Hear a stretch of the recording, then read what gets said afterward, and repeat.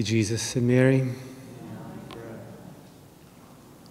Taking a child, he placed it in their midst, and putting his arms around it, he said to them, "Whoever receives one child such as this in my name receives me, and whoever receives me receives not me, but the one who sent me."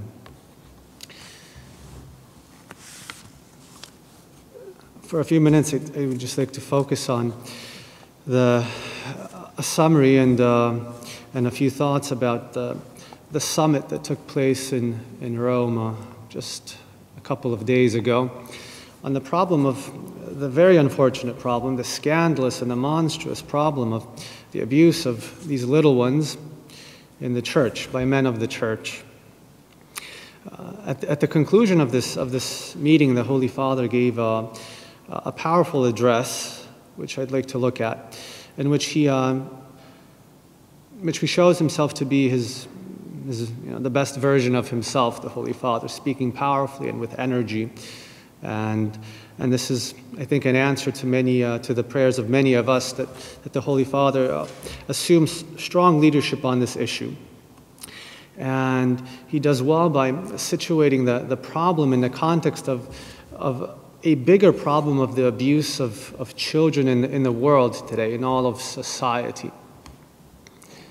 Because it's a plague that the whole world is suffering from, the exploitation of children. Which makes it, however, as the Holy Father points out, no less monstrous when it trickles into the church.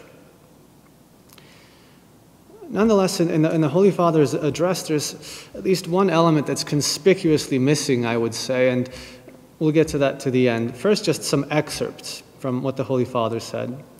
The Church feels called to combat this evil that strikes at the very heart of her mission, which is to preach the gospel to little ones and to protect them from ravenous wolves. The echo of the silent cry of the little ones, who instead of finding in them fathers and spiritual guides encountered tormentors, will shake hearts dulled by hypocrisy and by power. It is our duty to pay close heed to this silent, choked cry. We must ensure that young men and women, particularly seminarians and clergy, are not enslaved to addictions based on the exploitation and criminal abuse of the innocent and their pictures. Here, the Holy Father speaking of pornography. We must ensure a balanced process of formation for suitable candidates, fostering holiness and the virtue of chastity. Hopefully it's not the only time this virtue was mentioned during this 4-day meeting, but at least once it was mentioned. The virtue of chastity for those in formation to the priesthood. And then he quotes St. Paul VI, "The life of the celibate priest, which engages the whole man so totally and so sensitively, excludes those of insufficient physical, mental, and moral qualifications."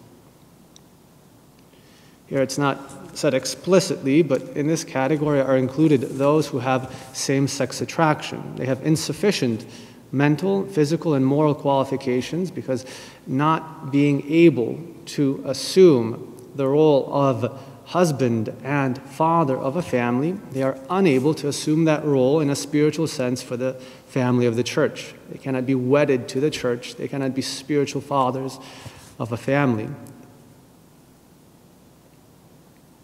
This would be maybe another aspect that's not sufficiently present, but it's not the point of today's homily. The Church will never seek to hush up or not take seriously any case. No abuse should ever be covered up, as was often the case in the past, or not taken sufficiently seriously, since the covering up of abuses favors the spread of evil and adds a further level of scandal. We need to take up the spiritual means that the Lord himself teaches us: humiliation, self-accusation, prayer, and penance. This is the only way to overcome the spirit of evil. It is how Jesus himself overcame it. And the holy fear of God leads us to accuse ourselves as individuals and as an institution, and to make up for our failures. Self-accusation is the beginning of wisdom and bound to the holy fear of God. Learning how to accuse ourselves as individuals, as institutions, as a society. For we must not fall into the trap of blaming others, which is a step towards the alibi that separates us from reality. These are beautiful words, and we thank the Holy Father for them, but I think just one thing is missing, and I say this with, of course, love and respect for our church and our Holy Father. But I think that what is missing is now that the Holy Father has spoken, given an example of serious leadership on speaking out against this issue, that he give an example also of seriously acting, and that he might give it an example of starting with this. Rather, let's look at it this way. One thing is clear. From his words, it's clear that the Holy Father does not intend to cover up for anyone else, nor for himself, nor are we expected to do that for him.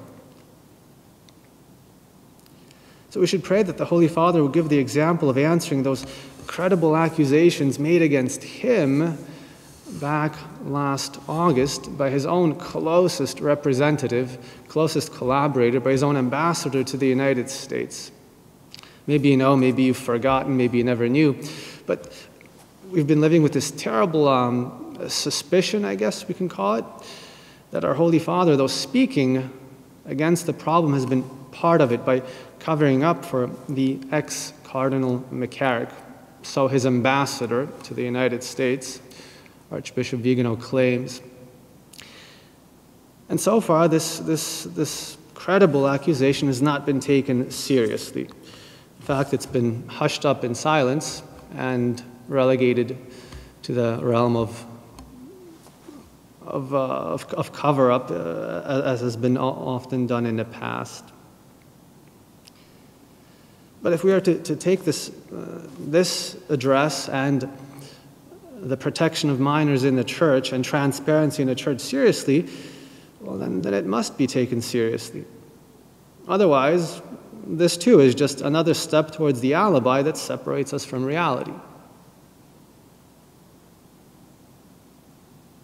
Whereas, as one person speaking at this meeting said, whereas coherence between what one preaches and what one lives is the basis of being a credible institution worthy of trust and respect.